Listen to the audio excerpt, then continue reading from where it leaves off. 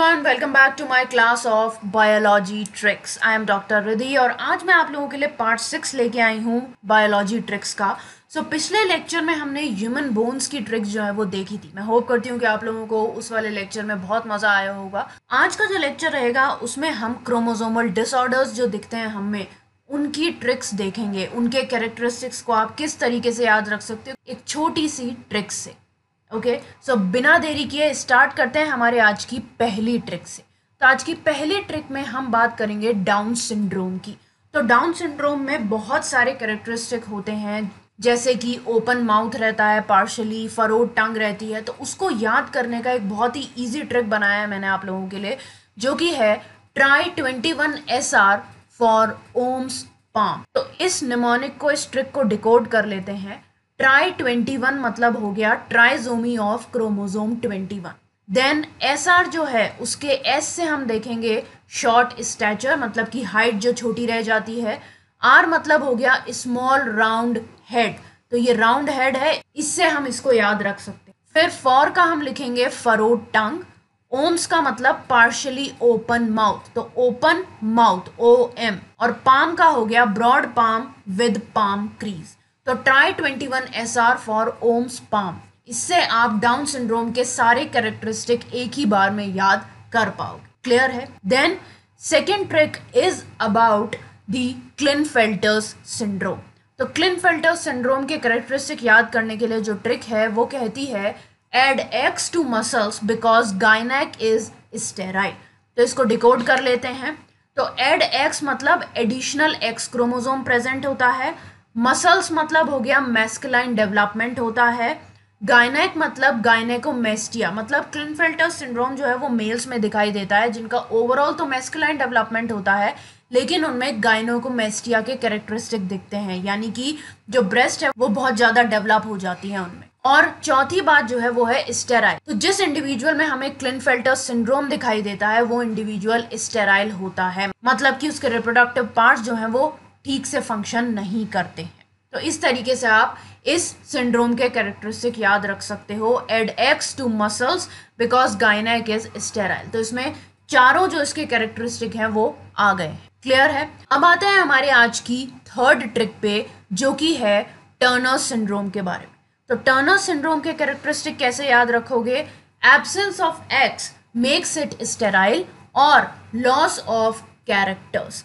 तो इसको डिकोड कर लेते हैं पहले। एब्सेंस ऑफ X मतलब एक X क्रोमोसोम जो है वो मिसिंग होता है। ये टर्नर सिंड्रोम जो है हमारे फीमेल्स में होता है, जबकि क्लिनफेल्टर्स जो है वो मेल्स में था।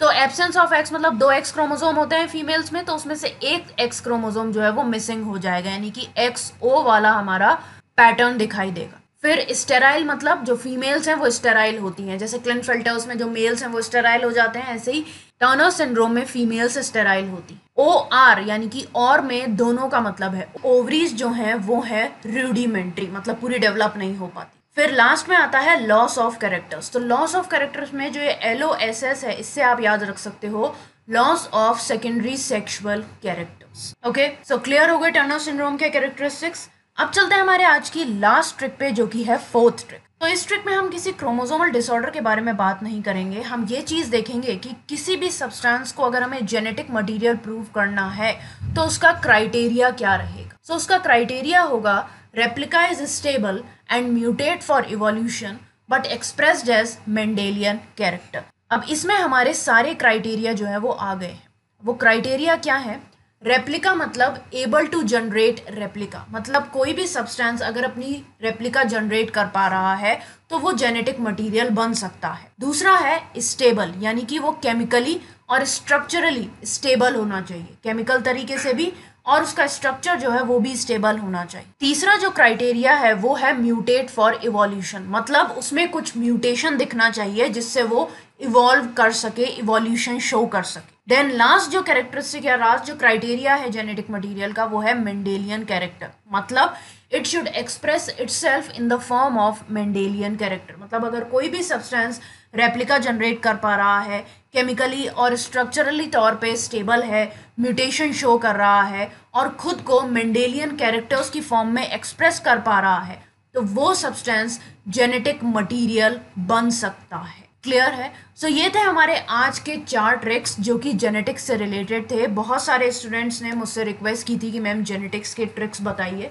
तो ये हमारे ट्रिक्स थे। अब जेनेटिक्स से रिलेटेड मैं एक और लेक्चर लेके आऊँगी जिसमें जो कोडॉन्स हैं हमारे, उनको कैसे याद रख सकते हो आप, उसकी ट्रिक शेयर करूँ। ओके सो गाइज, मैं होप करती हूँ कि आपको सारी ट्रिक्स अच्छी तरीके से समझ में आ गई होंगी। कोई भी डाउट है तो आप लोग मुझसे कमेंट सेक्शन में पूछ सकते हैं। ओके सो लाइक का बटन दबा देना, शेयर करना अपने फ्रेंड्स के साथ, चैनल को सब्सक्राइब कर देना और सब्सक्राइब करने के बाद बेल वाला आइकन जो है उसे दबा देना, जिससे आगे वाले जितने भी वीडियोज आएंगे वो जैसे ही प्रीमियर होंगे आप लोगों के पास नोटिफिकेशन आ जाएगा। और इसके अलावा आप लोग मेरा टेलीग्राम ग्रुप भी ज्वाइन कर सकते हो जिसका लिंक मैंने डिस्क्रिप्शन बॉक्स में दे दिया। ओके सो आज के लिए बस इतना ही। That's all for today guys, thanks for watching, bye bye.